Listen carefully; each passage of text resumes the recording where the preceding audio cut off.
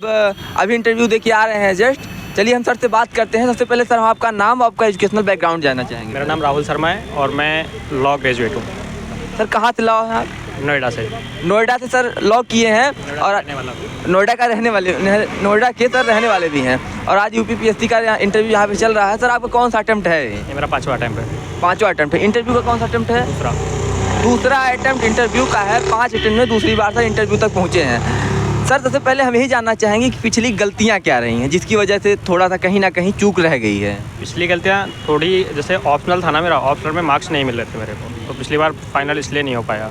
उससे पहले कॉल ही नहीं हुई 2-3 बार, तो उसमें मेंस में मार्क्स कम रहे। मतलब वही ऑप्शनल वाला और थोड़ा एसए के साथ थोड़ा इशू था। सर की थोड़ी ऑप्शनल में समस्या थी, एसए में थोड़ा इशू आता था। बाकी देखिए सर, अच्छा मान लीजिए एसए में इशू आता था, एसए में कैसे उसको इम्प्रूव कहाँ से किया आप, कैसे इम्प्रूव करना चाहिए बच्चों, कुछ बताइए जहाँ से गलतियाँ होते हुए जो है इम्प्रूव किया जा सके। Writing practice.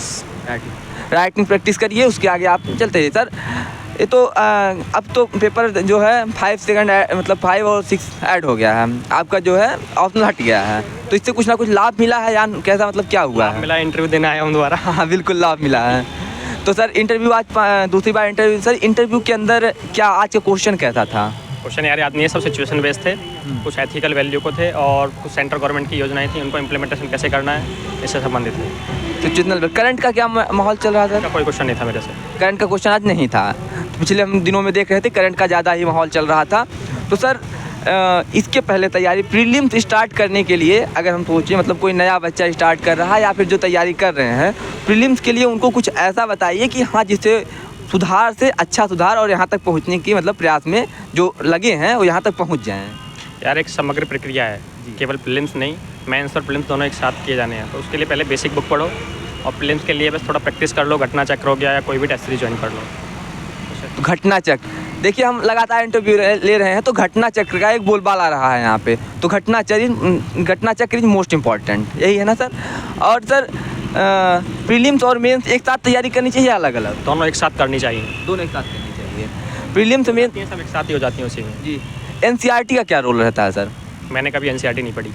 सर ने एनसीईआरटी नहीं पढ़ी है, जैसा कहते हैं बिना एनसीईआरटी कुछ होता नहीं, लेकिन सर ने कभी एनसीईआरटी नहीं पढ़ी है, इस चीज़ को आप लोग ध्यान दीजिए। सर नोट्स बनाने का क्या माहौल चलता है? नोट्स कैसे बनाएं, या फिर करंट वगैरह का भी नोट्स बनता है, या उसको कहाँ से कवर करें ऐसा? करंट के लिए एक मंथली मैगजीन लो, उसे बार बार पढ़ो। बाकी नोट्स के लिए सिलेबस है, सिलेबस पॉइंट टू पॉइंट अपना तैयार करो, उसी से नोट्स बना लो। बात करता हूँ। कोचिंग सर आपने की थी कि नहीं? नहीं, शुरुआत में की थी, कोविड के टाइम में छोड़ के घर आ गया था। फिर कहाँ की थी सर कोचिंग? नगर। मैंने मतलब ऑप्शनल की थी अभय कुमार सर के यहाँ, और जीएस का एएलएस में कुछ दिन किया, फिर मैं छोड़ दिया। फिर छोड़ दिया? सर ने पहले कोचिंग की फिर छोड़ दी कोचिंग के दौरान। सर कोचिंग का बेनिफिट क्या कुछ था, या थोड़ा मार्गदर्शन मिल जाता है कि ठीक है तुम सही दिशा में जा रहे हो? जी।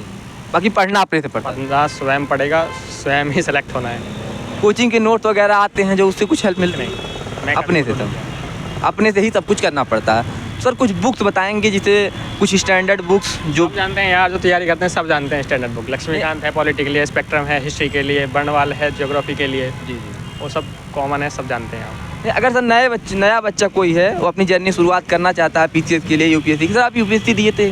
मैं यूपीएससी क्या हूँ, लेकिन प्रीलिम्स नहीं हुआ मेरा। प्रीलिम्स नहीं हुआ है सर, अब की बार अटेम्प्ट देंगे आप? बचे हुए हैं टाइम, कितने प्रयास करते हैं। बिल्कुल बिल्कुल सर, आपको बहुत बहुत शुभकामनाएं। हम यही चाहेंगे, आप भगवान से ही मेरी शुभकामनाएं हैं कि आपका लास्ट अटेम्प्ट हो यहाँ पे और आप यूपीएससी में भी फाइट करें। वहाँ आपका बहुत बहुत धन्यवाद सर। थैंक यू भाई। ओके।